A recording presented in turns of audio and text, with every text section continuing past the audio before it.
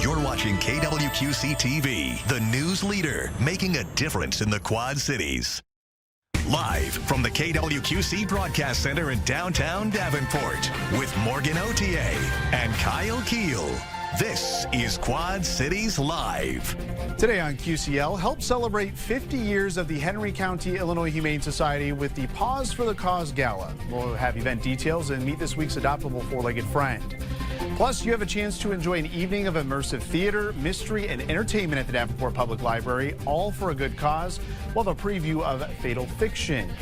And later, Erik Maitland and I will share our wins of the weekend as we start a brand new work week. Welcome to Quad Cities Live. It is Monday, September 15th. Thank you so much for joining us this afternoon. I'm Kyle Kiel. My co-host Morgan Otier is enjoying a few days off. We'll catch up with her a little bit later this week. Our first guest today comes from a family-owned retail garden center near Princeton, Illinois. The garden center is getting ready for the 12th annual Artisan Market set for this Saturday. Joining us from Hornbaker Gardens is CEO and co-owner Molly Hornbaker-Blogg. Molly, thank you for making the trip to Quad Cities Live today. Thank you for having us. Yeah, I know you're probably pretty busy setting up for this big artisan fair coming up here this weekend. But first, let's go back to the beginning. We're talking almost 4 decades of Hornbaker Gardens in Princeton. Yeah, we started in 1987. Right now, my brother David and I are running the business. Oh, very cool. Our parents started it back when we were much younger. Yeah. So now, you know, we're a retail garden center. We specialize in perennials, particularly hostas, with a big selection of trees and shrubs. Sure. But in the springtime, we're also carrying all of your annuals and hanging baskets and herbs and veggies and all that too. And what a beautiful area for that as well. We saw some aerial photos there in the fall with the beautiful trees, and obviously we saw the hostas there. So let's talk about the times you're open. So April through October rather, as a seasonal garden center. So what can people expect during each month when they come out? Well, our busiest time is in the spring. Sure. April, May, and June for sure. We're open 7 days a week that time of year. We have lots of garden decor, and what's great about where we are in the country and on the property that we have are these extensive display gardens, essentially an arboretum and botanic gardens. Oh, very cool. So when customers come, they're seeing what these plants are going to look like when they're mature. So we sell over 400 varieties of hostas, for example. 400, They can walk our hosta ravines, see what they're going to look like when they're more mature. Yeah. And to help make their selection. Otherwise, it's a little overwhelming sometimes. Yeah, I was going to say, we're looking at some video right now. There are plenty of choices when you head out to Hornbaker Gardens. So let's talk about the event you have coming up, the Artisan event. You've been doing this for 12 years. Yeah, and 12 years. You've got a lot of different artists from really across the region at this event. We do. Mostly over 30 artists from all over Illinois and a few from Iowa as well are coming in. It's all fine art, and the event has, in addition to the artists, which is really what it's all about, that's the draw. We have food trucks as well as produce and baked goods available. We have a beer and wine tent, live music throughout the day. It's just a really fun event. And you brought a few of the items that people can take a look at and potentially purchase. Yeah. Let's start off with this black cat here. This catches your eye right away. Yeah, so this is a metalwork piece by Roger Uphoff, he welds together some really interesting pieces from various pieces of metal, lots of different kinds of animals, just really cute. Everybody loves his pieces. Yeah, very cool. And again, we have art of all different forms here. We got a nice little vase here. We have several woodworkers that might make charcuterie boards or bowls. This one here is a wood vase put together by David Hinkston, is the artist for that one there. Okay, and then this one right here. We have a few potters coming. This one is Maggie Off, this example of a vase of hers. You know, just lots of various art. Yeah, various art within it. Very attention to detail there, detail oriented. This is very cool to me. This is really neat. Globe, So this artist, Lori Reagan, does these that she calls story globes. So she's recycling a globe. Her paintings on here are so intricate, and each one tells a story. They're all unique. So we're really excited to have her. Yeah, and last but certainly not least, we've got, what is this, a dragonfly? Yeah, so this piece of art glass is a dragonfly. The artist is Sue Kirshner. They've been to our market as long as I can remember, probably about every year, do a lot of stained glass pieces and some larger pieces. So this one actually sits on a, we took the top off, but it sits on a stake, so it's actually a garden stake in your garden, you know, sitting above the ground. Kind of elevated above the garden there. Right. So that's very cool. So in addition to being able to see what all of these artists have created and brought to your show, there's also a way that people can kind of get hands-on with it as well, because you have a community mural that you're going to have the community participate in. This is really a neat opportunity. This is the third year we've done a community mural. We had a local artist, Karen Kling is her name this year. She's created a piece that we've split up into square pieces that people can come, and we give you, you can kind of pick out the piece of the overall mural that you want to paint, and we'll give you your square along with the colors and a picture of what that particular square is supposed to look like. Neat. And then all the artists who participate can kind of try to recreate that as best they can, and then it gets assembled throughout the day onto the larger mural board. So you got to stick around and see the mural and its finished piece as well. Yeah, and then also we have one of our artists is a blown glass artist, and she's bringing in kind of her little wagon that she's going to be demonstrating throughout the day. And there's one of our potters who's bringing their pottery wheel that they allow, you know, people who are there attending to kind of step in and mold themselves, you know, their own piece of art that day. See the behind the scenes of how the art's made. That's always very interesting to see. The Artisan Market at Hornbaker Gardens in Princeton, Illinois. It's taking place this Saturday from 10 to 4, and it is free admission. As Molly mentioned, there will be more than 30 artists on site, live entertainment, plus food and drink to purchase. You can follow the event page on Facebook for more information, or visit hornbakergardens.com. Molly, good luck this weekend, and have a great time. We will. All right, Thank you. Thanks for joining us today. Well, next on Quad Cities Live, meet our Adoptable Pet of the Week from the Henry County Humane Society. Plus, get details on a fundraiser the nonprofit is hosting very soon.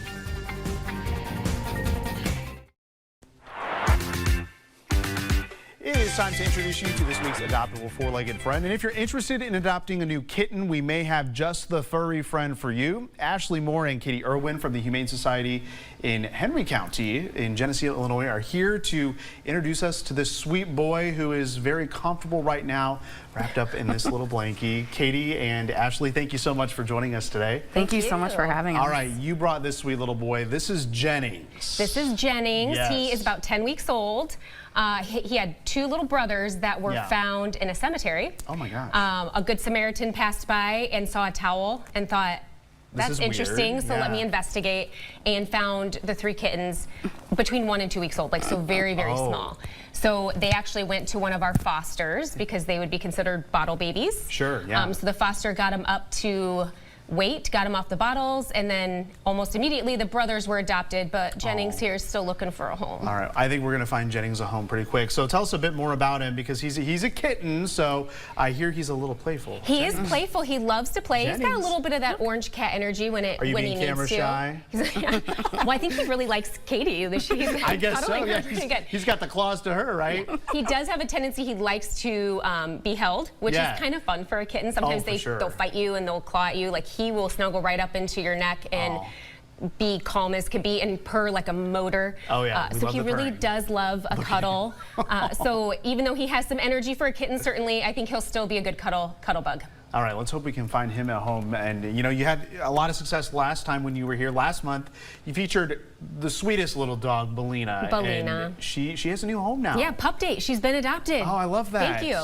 And she's so sweet. She's such a good dog. She has a ton of energy, but again, she was one of those like cuddlers that will happily cuddle and chill. So. Yeah, I remember she was sitting right on your lap there, even though she's a bigger sized dog. Yeah. So I love hearing that. So Katie, we want to talk a little bit more about the gala coming up. As we mentioned at the top, 50 years of the Henry County Humane Society in Geneseo, and you're putting a big old celebration in Kelowna next month. We are at Lavender Crest Winery on October 18th. From 5 to 10. Okay. It should be great. We have 2 local live musicians, Eva Kendall and Chloe May. Okay. And so they will be there for the entire event, playing a little bit together and then playing separately as well. We have lots of good live auction items. I hear, yeah. Let's talk about that a little bit. Yeah. So we have a couple of them. We have a night at Dragonfly Farms, which is a farm in Geneseo. And like an event space. Yes. Yeah, very I believe cool. We've had them on the show before. Yep, and featuring a comedian, Leslie Mitchell. So that'll be part of the package. So it should be a great one that'll hopefully intrigue a lot of people. So yeah. So of course you have to purchase tickets ahead of the event, right? Right. Correct. Okay. So that we have a head count for food and all that good stuff. I was just going to say, what comes with the purchase of that ticket? You'll get your meal, obviously, and we kind of stepped it up, so a little bit of a higher level dinner for everybody. We have the live entertainment. We have live silent auction. The silent auction is also off the hook. A lot of really great options, a lot of big baskets paired together, so you'll have a lot of fun for sure. There's a pop-up shop. Oh yeah, the pop-up shop as well, so you can take a look at some of the local items that are up for grabs as well. And of course, this all benefits the Henry County Humane Society because you're really nothing without donations. No, we operate solely on donations and volunteers. And our volunteers also, hey, come volunteer. We are always like begging for volunteers because a lot of volunteers do the bulk of the work, and a lot of our volunteers are also helping with fundraising. But we do operate solely on donations. So this will be kind of one big hit event, hopefully, to celebrate 50 years and bring in the sponsors, you know? Yep. Yeah, because we were just talking before the show, a lot of cats, especially in the Henry County Humane Society, and really I know a lot of our local shelters are having that issue as well. So if you want to adopt this little guy, Jennings, or any of the other animals available at the Henry County Humane Society, you can call the phone number on your screen, and you can also connect with the nonprofit on Facebook or online at henrycountyhumanesociety.org. And of course, that's also where you're going to find more details on the Pause for the Cause Gala coming up early next month in October. We wish you both luck on that, and good luck to Jennings. I hope we can have another success story next time you're on. Me too. Thank you so much. Thank you so much. Ashley and Katie, thank you as well. Well, still to come, Fatal Fiction, the newest fundraiser to support the Davenport Library. It's an evening of immersive theater, mystery, and entertainment. We'll take a look at that next, plus a quick check of your first alert forecast on Quad Cities Live. Every month, we feature different local libraries here on Quad Cities Live, sharing the various programs and services offered throughout the month and the year. These libraries can't do it without the help of the community, and one local library has a new fundraiser later this month, and you're invited to the fun. Tessa Wallace is the marketing coordinator with Davenport Public Library. Tessa, welcome to the show. Thanks so much for having me. Yeah, thanks for being here. I know this is really exciting for you. We're going to know the outcome of this, but how you get to the end of it is the question that we all get to figure out. So the fundraiser is called Fatal Fiction, and this really promises to be a very entertaining, very immersive evening that the public's invited to at the main branch. Yeah, so we're really excited about this brand new fundraiser we're going to do this year. It's our first time doing it. Yeah. It's called Fatal Fiction, like you said, and it's a really exciting kind of interactive play happening in the library. So it's based off a real true crime murder mystery that actually happened in 1957. Okay. And then they're going to kind of like acted out a dramatized version in our library as a fundraiser. There's also going to be food and drinks and a wine pull and silent auction, all that kind of fun fundraiser stuff. All right, and talk about who's putting this on. It's going to be the Friends of the Davenport Library, correct? Yeah, so it's the Friends of Davenport Public Library, and they're in charge of kind of raising money for us and making sure that programs like our children's program, our adult programming, summer reading are funded and supported. So they're really a great, lift for the library. Yeah, all right. So this whole experience is going on September 27th. Can you tell us a little bit more about the storyline without giving too much away? Yeah, so like I said, it's an actual murder case that happened in 1957, a true story for all the true crime fans. Yeah, there you go. Happened in a college library in 1957, and the case is actually unsolved. So like I said, the play is a dramatized version of the case, but it's really cool because the backdrop of our library, it's kind of the same era of when the murder happened. So it's really exciting. It'll be a very choose your own adventure, exciting mystery experience. You get to be the investigator. So it should be super fun and interactive. Yeah, I think that's the cool part is that you can help solve this crime maybe before any of the others or before everyone finds out about it. Yeah. So let's talk about the fact that it's a fundraiser. So obviously tickets, you pay a price for the ticket. So what does a purchase of a ticket get you? Because it's more than just the play. Yeah. So like I said, there's going to be food, live music, drinks. You get 2 drink tickets with your ticket purchase. Perfect. And there's wine pools, silent auction. You get to watch the play and really enjoy the library in kind of a, it's not its normal setting, which is totally special. It's like going when you're a little kid and you get to go to school after hours. Oh, yeah, that was always, that's a good comparison. Yep. That was always fun, and then you can go to the library when you don't have to necessarily be as quiet as what you usually would be. So talk about where these funds are going. As you mentioned, lots of programs throughout the year. So maybe specifically give a couple of examples of where this money would benefit. Sure. So a lot of people kind of ask us, like, well, don't our tax dollars go to the library? Yeah. It's kind of confusing, and I agree. And so basically, your tax dollars keep the library's doors open, but our friends of Davenport Public Library raise money, raise funds to support programs. We have adult programs, kids programs, like I said, summer reading, super popular. We have a student food pantry. We have all types of programs. I think there's a photo of our Read to a Dog program, which is super cute. So we just want to continue offering things for all ages that are fun and above all free. We just want to offer as many free services to the public as we can. Yeah, and oftentimes we always say it's more than just reading, it's all about community at our local libraries. So the fundraiser Fatal Fiction is happening Saturday, September 27th from 6 to 9 p.m. at Davenport Library's Main Street location in downtown. If you want to learn more about the event and to purchase the tickets, you can scan the QR code that we have on your screen or visit davenportlibrary.com. And we'll, of course, have all of this information on our website, kwqc.com. Tessa, thank you so much for giving us a preview of this what's sure to be fun fundraising evening. Yeah, thanks for having me. All right, we appreciate it. Well, coming up on Quad Cities Live, our wins of the weekend, including a milestone for our own chief meteorologist, Erik Maitland.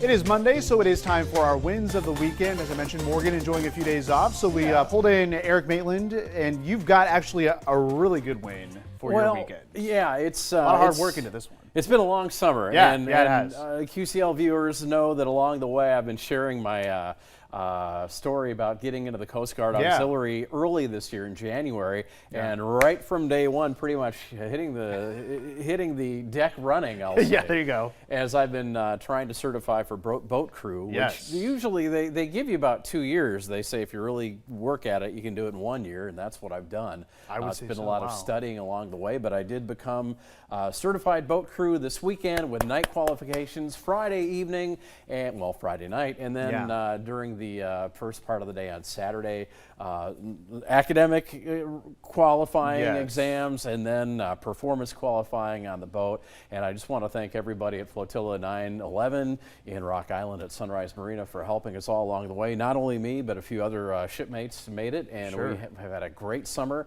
A busy summer, a very intense summer, but I'll tell you what, you get on that boat and it is a lot of fun, no matter how many blood, sweat, and tears I had to shed. Yeah, and I know that you're very much into this, and obviously it shows with your dedication to getting this 2-year, what did you say, 2-year program that's, you did it in months. Yeah, I mean, intense is a good way to describe what went into it. Yes, and I thank my instructors for helping me do it in 1 year, because it was a lot of work on their part too. Yeah, well, congrats to you, Erik. So mine is not as impressive, but we actually had a pretty jam-packed weekend here. But the one I'm going to share is that we went over to my grandparents' house on Saturday when it was 96 degrees. And my grandma was like, I want to do a hot dog roast and toast marshmallows with the kids. They've never done it before, and they were very much into it. So we roasted some marshmallows. There I am making sure that they don't get too close to the fire, but they had an absolute blast. And of course, I had to make my marshmallows as black as can be. It's burnt, or I'm not going to eat it. So we had a great time, even though it was the hottest day of the year. But we'll have more of those, I'm sure, coming up this fall. And they got introduced to hot dogs and marshmallows on the grill. They did. What's interesting is my wife and I don't eat hot dogs, so hot dogs are never in our house. So the only time they really get them is over there. So we'll have to see if they ask for them, but they devoured them. Yes, Grandma fulfilling her duty. I'm going to give you things you can't get at home. She certainly is. All right, thanks, Erik. And thank you for watching Quad Cities Live. Jeopardy is coming up next, followed by your local news and weather at 4.